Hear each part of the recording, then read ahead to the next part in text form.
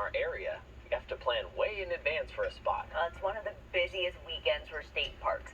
Our Vanessa Perez has what you need to know before you go out for your 4th of July trip.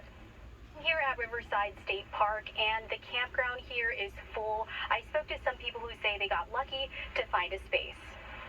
Families had their picnic tables and tents all ready to go for camping. Leslie is visiting from south of Seattle to see her son. No parks, no anything around usually have any availabilities. This was very much a yay moment of discovery, and it worked out very well. She says she was looking for an ADA compliant space, which makes the search slightly easier.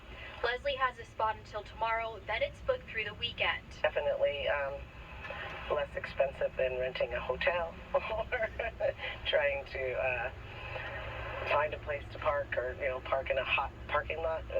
The Romanellis are camping at the park for the next 2 days. The couple is doing a one-year road trip. Issue is right. So finding a campsite on holiday weekends is, or really any weekends, is sometimes a little crazy, especially in the summer. But today they were lucky to find this spot. The sign said full. We're like, oh, I better check it just in case.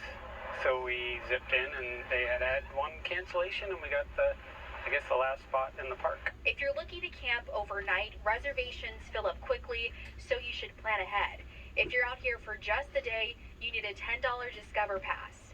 Washington State Parks also recommends to arrive early and have a backup plan.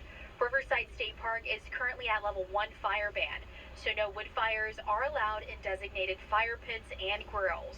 Washington Department of Fish and Wildlife has annual burn restrictions in Chelan, Yakima, and Kittitas County. We understand how great it is to have a campfire. We look to do that stuff too.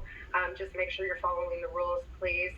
Anything you can do to cut down on wildfire risk is appreciated. And just as a reminder, fireworks are not allowed on state land. Reporting in Spokane, Vanessa Perez, 4 News Now. So